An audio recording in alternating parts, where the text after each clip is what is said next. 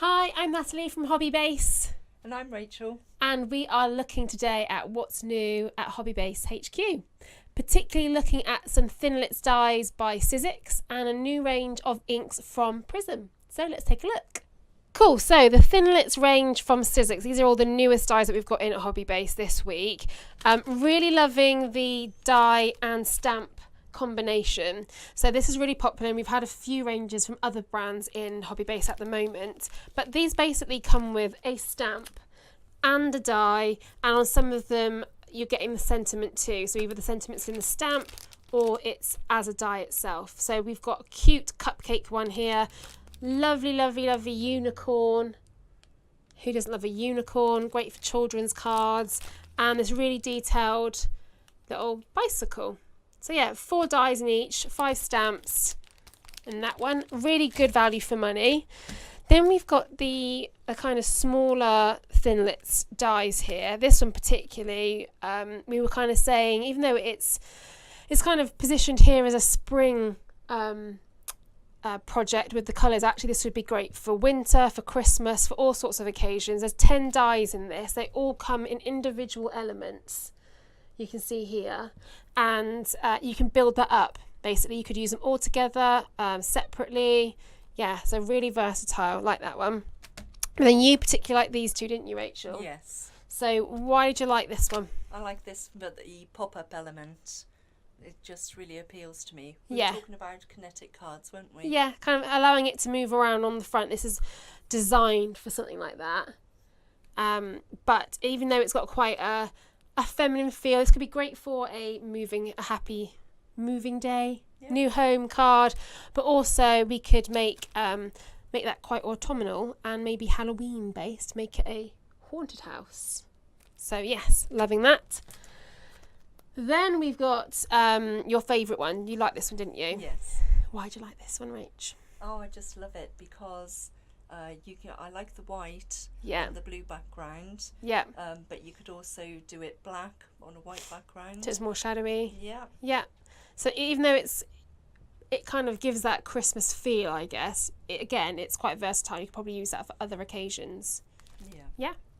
Cool. And then we've got the 4 larger die sets in the Thinlits range. So we've got this 11 die piece Halloween. I was saying honeymoon in my head then. Halloween set with 11 dies. We've got the larger foliage set there from the small one we just showed you. That's got 8 dies in it. We've got 6 dies in this super cute reindeer. So I really like that. The Woodland deer. It has all the little bits kind of. Yeah, so you can have a solid outline, or you can create the little these bits here. Nice, lovely.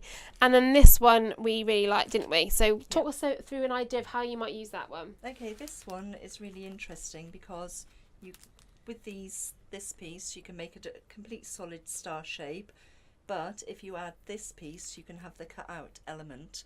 Cool. We were saying you could put sweets and treats, or you could put little lights in and hang it like a garland. Yeah, really good idea. So this could be flat, or it's designed to be kind of that 3D feel. So it's far more than just an addition to a card. Actually, you could make individual elements and extras, particularly whilst you're looking at Christmas decks.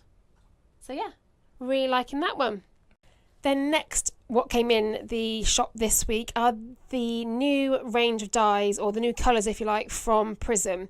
So we've got 6 here in particular, all different colours. We've got a purple velvet, we've got the slate grey, we've got a grey marl, we've also got a thundercloud, and then the 2 pinkier ones, dusky rose and blackcurrant jam. Really gorgeous colours actually, aren't they? And so talk to me about the difference in inks, I guess. We get a lot of questions about what ink we need to use for what, and these are predominantly dye-based inks. So what's the kind of difference, Rachel? The difference here is you would use these just for basic stamping. Okay. So, but with if you want to do some embossing, you would use a pigment ink. So this wouldn't be any good for that. Okay. Because the embossing powder wouldn't stick to it. And what about for watercolours and pens and stuff like Watercolours that? and things, you would use an archival ink. Okay. So that means when you use your alcohol markers or your watercolours, the colours wouldn't bleed. Brilliant. So if you've been wondering about different types of inks, there's a kind of small summary there. These are dye-based inks which are best for stamping. You could paint them on as well, use brushes with them, I'm assuming. Yeah. These are great with stamping predominantly.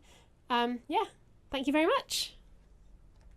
So that's it for today. Thanks so much for watching us, and if you like what you see, give us a thumbs up, subscribe to our channel so you can keep up to date with all the latest videos from our channel, and tell us what you think of the products underneath. But for now, we'll see you next week.